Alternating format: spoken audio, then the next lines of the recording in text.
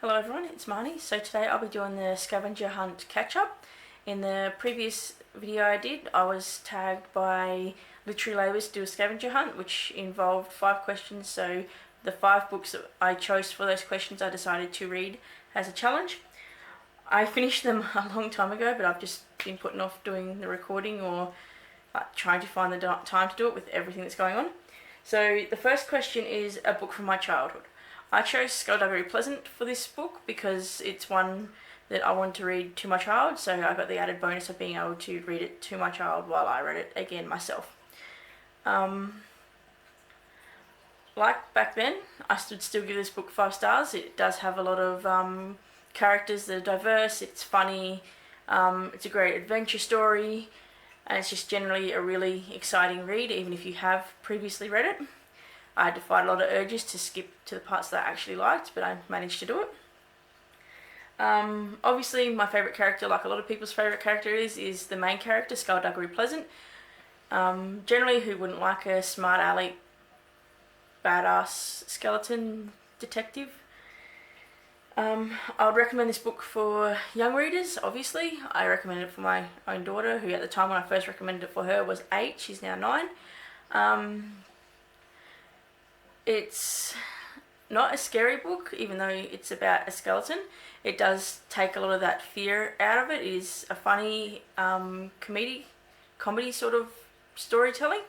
It is well written. It's, like I said before, its characters are very diverse. I like how the author tries to keep it in for the younger crowd, but still giving a lot of enjoyment for an older group too. So the second one is a book from an author I've never heard of before. So for that I chose a book that my friend lent me, which is called The Sinner. I think it's Tessa Garrison that wrote the book. I'd never heard of that author before until my friend had lent me the book. And then thanks to Goodreads I found out it was a 6th book in a series, but thankfully it's one of those series that you could read out of time frame without too much problems. The only thing is like character interactions and other issues like that, but that's not overly a big issue either because this one's not that far through, even though it's the 6th book. It could still keep up just a standard standalone pace. I gave the book, I'm pretty sure I gave it 5 stars or 4.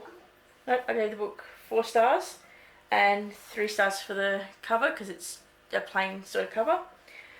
This is a crime mystery book, so people who enjoy like obviously your crime books, but also like a mystery book where you can try to guess what's going on but you don't always get it right. It's one of those sorts of, they keep you hanging on to try and find out what's going on sort of books. My favourite character was Jane Rizzoli. She's like a strong, independent sort of character with her own issues. There is mature content in this book, so obviously it's an adult book, so I wouldn't recommend it for anyone below around 16, 17 area. It's not that bad that it has to be above 18, but there are parts in it where you would like a more mature audience, so even at 16 they'd have to be a fairly mature 16-year-old to read. The next one is A Book in Need of Love. For this I chose The Northern Lights by Philippe Pullman, which was another book I borrowed from my librarian. I'm pretty sure I gave the book 3 stars because I couldn't fully get into it. I think it was just more at the time when I was reading it, I had a lot of things going on, so it drew a lot of my attention for the book out. I didn't find any of the characters overly appealing to the point of enjoying them. Generally I got through the book, and that's how it felt, is I got through it and that was it. I have read the 2nd and I'm up to reading the 3rd, so I'm trying to see if I can get more of an interest in it. So the 4th one was a book published before I was born. Hang on, a book published when I was born. So for this, sorry, it is before. Sorry, my notes is very horrible to read at the moment. I must have wrote this while I was half asleep. Alright, so the book that was published before I was born, which was really hard to find in my house, was The White Fox. That being said, The White Fox is a book I'd actually kept since I was 16. Not in the best condition or that, but from the previous video you would have seen. But it is a book I've had for a very long time and is published before I was born. It was another book that was okay. So it was 3 stars. It was okay, but it didn't get past the okay part. The characters within it weren't overly that exciting either. Like, it was this wolf that had to go on, not wolf, fox that had to go on an adventure. And I'm pretty sure, like, it's hard to say without spoiling the book. Like, it was an okay book to read. If people like following animals that, like, they generally show the speech and thought of the animal, then you'd probably really enjoy the book. It's not a huge adventure one. It does just stick to the mortal realms of what generally would happen to an animal if it went on an adventure, if it was a wild animal. I think I still much prefer to throw in some paranormal aspect into it, but it wasn't one of those books, and I think at the time that's what I felt like, and because it wasn't one of them, it kind of dropped how I felt about reading the book. Anyway, so the last one is Something Containing Your First Initial. So I chose Gemini by Jay Kristoff and Amy Kaufman. This book kind of killed me, like, it blew me away. It's a 5-star read. I'll recommend any of the YAAAAAY files to anyone to read. Even if you're not a huge sci-fi fan, I highly suggest you reading them. They are entertaining, they are thrilling, they are not what you're expecting. The book format itself is not what's expected of a normal book, which at the beginning was very frustrating, and then after a while it got really interesting, and I loved the way it was set out.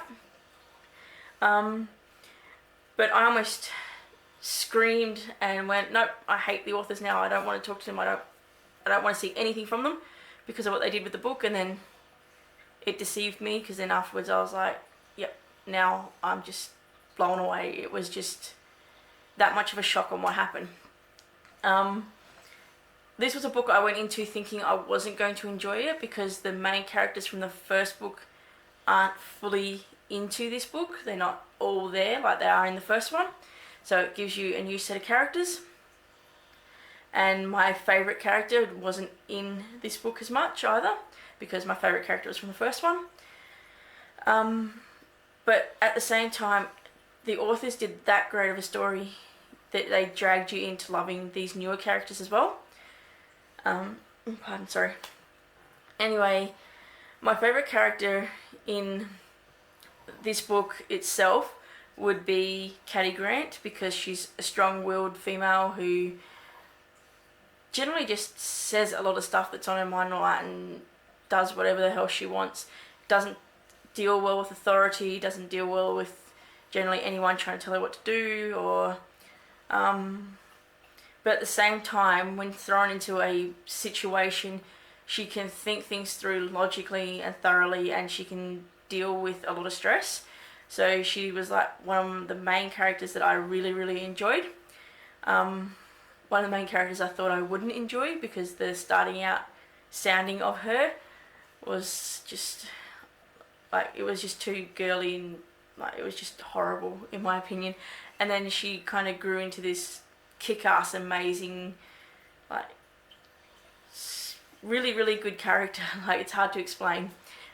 I'm trying not to use swear words to describe this chick, because she's just, it's just that great how well they've changed this one character throughout the book and matured her and made her grow after all this stuff that's happened. So Gemini's one I would recommend to anyone. Like I said, the YAAAAAY files I'd recommend to anyone, even people who do not enjoy sci-fis. This sci-fi is not just, like, it's not in-your-face sci-fi with all of this huge space stuff and all that. It's actually a really good story, hidden, like, written up in a different way than a storybook was actually written. And yeah, that's my quick, short reviews on all the books I read for the scavenger book hunt. I finally recorded it, finally uploading it, so that would be great. If you liked it, give it a thumbs up. If you think I can improve on something, please let me know. I'm always happy to get like advice on how to do things a bit better. If you want to see more, if there's any content you would like to see, let me know. If you want, you can subscribe. Otherwise, thank you for watching and bye.